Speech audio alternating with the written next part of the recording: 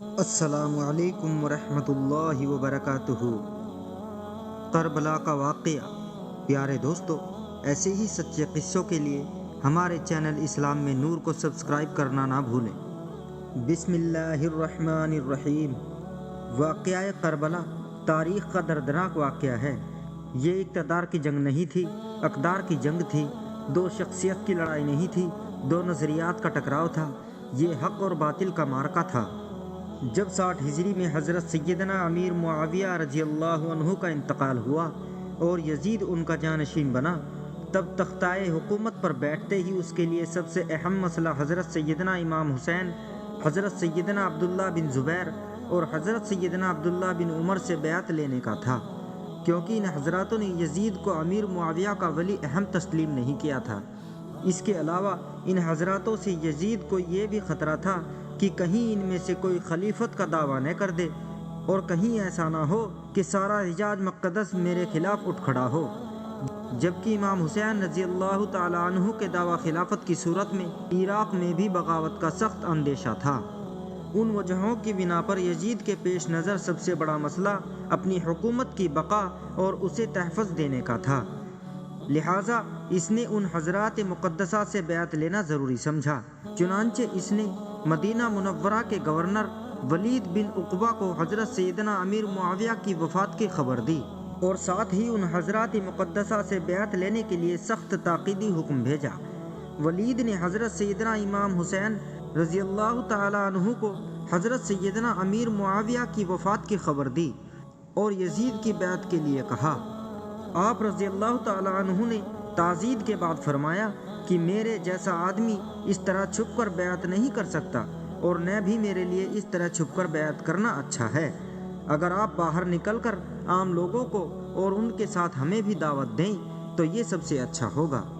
امام حسین رضی اللہ کو یزید کا بیعت نامنظور۔ یزید کی بیعت حضرت سیدنا امام حسین رضی اللہ تعالیٰ عنہ کو قلبی طور پر سخت ناپسند تھی، کیونکہ وہ نااہل تھا اور اس کا ترقرہ بھی خلیفہ راشدین کے اسلامی تاریخ انتخاب کے بالکل خلاف ہوا تھا۔ اس لیے آپ احتجاجاً اس کے خلاف تھے، اور دوسری طرف حالات اجازت نہیں دے رہے تھے کہ آپ علی الاعلان اس کے خلاف آواز بلند کریں۔ لہٰذا آپ رضی اللہ تعالیٰ عنہ نے اپنے اہل و عیال اور عزیز و اقارب کو ساتھ لے کر مدینہ منورہ سے مکہ مکرمہ کی طرف ہجرت فرما لی۔ آپ رضی اللہ تعالیٰ عنہ کے مکہ مکرمہ پہنچنے کی خبر سن کر لوگ آپ کی خدمت میں حاضر ہو کر زیارت کا شرف حاصل کرنے لگے۔ حضرت امام حسین کو کوفہ آنے کی دعوت۔ جب اہل کوفہ کو حضرت سیدنا امیر معاویہ رضی اللہ تعالیٰ عنہ کے انتقال کی خبر ملی اور انہیں اس بات کا علم ہوا کہ حضرت سیدنا امام حسین رضی اللہ تعالیٰ عنہ نے یزید کی بیعت سے انکار کر دیا ہے، تو انہوں نے سیدنا امام حسین رضی اللہ تعالیٰ عنہ کے نام ہزاروں کی تعداد میں خط لکھے کہ آپ جلد سے جلد کوفہ تشریف لائیں۔ مسند خلافت آپ کے لیے خالی ہے، ہمارے اعمال اور ہماری گردنیں آپ کے لیے حاضر ہیں، سب کے سب آپ کے منتظر اور مشتاق ہیں، اور آپ کے سوا ہمارا کوئی امام اور پیشوا نہیں ہے۔ آپ کی مدد کے لیے ہم نے یہاں ہزاروں کا لشکر تیار رکھا ہے۔ حضرت امام حسین رضی اللہ تعالیٰ عنہ نے جب اہل کوفہ کے خطوں میں ان کے جذبات عقیدت اور محبت، جان اور مال قربان کرنے کی تمناؤں اور کوفہ آنے کی التجا کو دیکھا تو فیصلہ کیا کہ حالات معلوم کرنے کے لیے پہلے اپنے چچازاد بھائی حضرت مسلم بن عقیل رضی اللہ تعالیٰ عنہ کو بھیجا جائے۔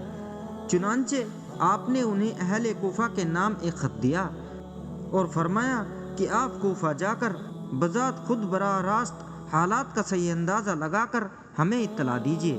اگر حالات سازگار ہوں تو میں بھی آ جاؤں گا، اور اگر حالات نامناسب ہوں تو آپ بھی واپس تشریف لے آئیے۔ کربلا جنگ کا میدان۔ یہ محرم الحرام 61 ہجری کی 2 تاریخ تھی۔ آپ رضی اللہ تعالیٰ عنہ نے اس مقام کا نام دریافت کیا تو معلوم ہوا کہ اس جگہ کو کربلا کہتے ہیں۔ حضرت سیدنا امام حسین رضی اللہ تعالیٰ عنہ کربلا سے واقف تھے، اور آپ کو معلوم تھا کہ کربلا ہی وہ جگہ ہے جہاں اہل بیت رسالت کو راہ حق میں اپنے خون کی ندیاں بہانی ہوں گی۔ انہی دنوں آپ رضی اللہ تعالیٰ عنہ کو حضور سید عالم صلی اللہ علیہ وسلم کی زیارت ہوئی۔ نبی کریم صلی اللہ علیہ وسلم نے آپ کو شہادت کی خبر دی اور آپ کے سینہ مبارک پر دست اقدس رکھ کر دعا فرمائی، اے اللہ حسین کو صبر اور عذر عطا فرما۔ کربلا میں علی اصغر کی شہادت۔ حضرت امام حسین کے بچے بالخصوص خواتین پیاس کی بدت میں حلق خشک ہیں۔ حضرت شکینہ تڑپ کے اپنے باپ سے کہتی ہے کہ مجھے 6 مہینے کے علی اصغر کی پیاس نہیں دیکھی جا رہی ہے۔ حضرت امام حسین بچے کو ہاتھوں میں اٹھاتے ہیں اور نہر فرات سے پہنچ کے فرماتے ہیں، تمہارا معاملہ میرے ساتھ ہے، ان 6 مہینوں کے بچے نے تمہارا کچھ نہیں بگاڑا ہے، اور چلو بھر کے اسے پانی پلانا چاہتے ہیں۔ تبھی ایک تیر آتا ہے جو علی اصغر کے گلے کو چیر دیتا ہے، خون بہنے لگتا ہے، گردن لٹک جاتی ہے۔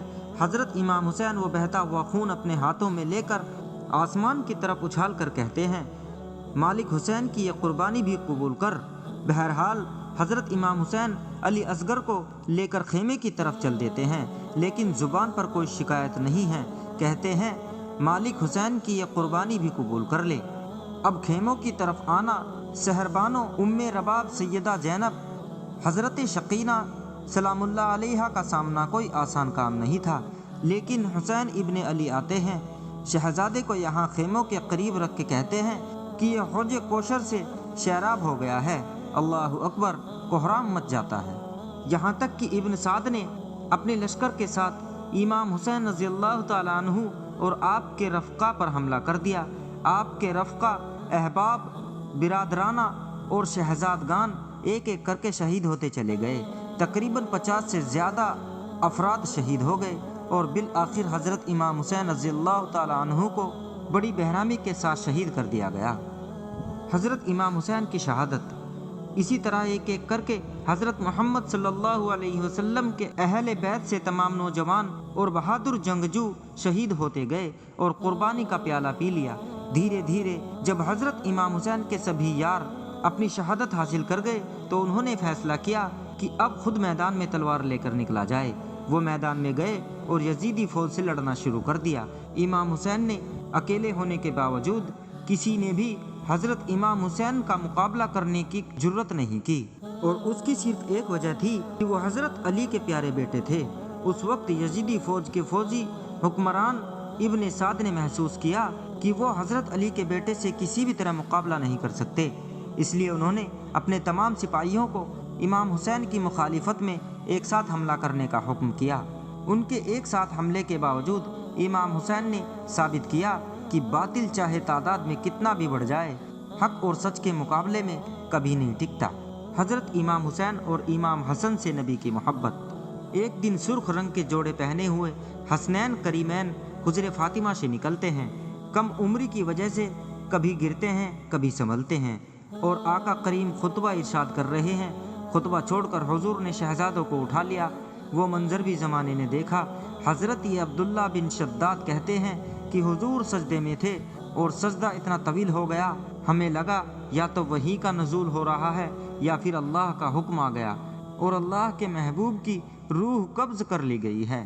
لیکن میں نے جب نظریں اٹھا کے تھوڑا سا دیکھا تو کیا منظر تھا کہ حسین ابن علی حضور کی پشت پہ بیٹھے ہوئے ہیں اور میرے آقا سجدے کو طول دے رہے ہیں۔ اللہ اکبر! حسین کے لیے پیغمبر کے سجدوں کو طول دیا جا رہا ہے۔ حسین ابن علی کبھی منبر پہ حضور کے اطراف میں بیٹھتے ہیں۔ وہ منظر بھی دنیا نے دیکھا کہ حضور کے مبارک کندھوں پر حسین ابن علی بیٹھے ہیں اور حضور کی زلفوں کو پکڑا ہوا ہے، تو حضرت عمر رضی اللہ عنہ دیکھ کے کہتے ہیں، واہ واہ، کیسی سواری محشر آئی حسین ابن علی کو۔ تو میرے آقا مسکرا کے کہتے ہیں، عمر سواری دیکھتے ہو، سوار بھی تو دیکھو۔ اللہ اکبر! حضرت عثمان بن زید بن حارثہ رضی اللہ تعالیٰ عنہ فرماتے ہیں، رات کا ایک پہر گزر گیا اور مجھے حضور سے کوئی کام تھا۔ میں آقا کریم کی خدمت میں حاضر ہوا، در دولت پہ دستک دی۔ حضور تشریف لائے تو چادر اوڑھی تھی، تو میں نے اپنی حاجت کہی تو حضور نے میری حاجت پوری کر دی۔ لیکن ایک منظر میں نے دیکھا کہ حضور نے جو چادر اوڑھی تھی اس کے اطراف میں پہلوؤں میں ابھار تھی، جس طرح اندر کوئی ہو۔ مجھ سے نہ رہا گیا، میں نے پوچھ لیا۔ میں نے کہا، بندہ نواز، چادر کے اندر کیا ہے؟ تو حضور نے چادر کو کھول دیا تو کہتے ہیں، میں نے اپنی آنکھوں سے دیکھا ایک پہلو سے امام حسین لپٹے ہوئے تھے اور ایک پہلو سے امام حسن لپٹے ہوئے تھے۔ فرمایا یہ میری بیٹی کے بیٹے ہیں، اے اللہ میں ان سے پیار کرتا ہوں، تو بھی ان سے پیار کر، جو ان سے پیار کرے تو ان سے بھی پیار کر۔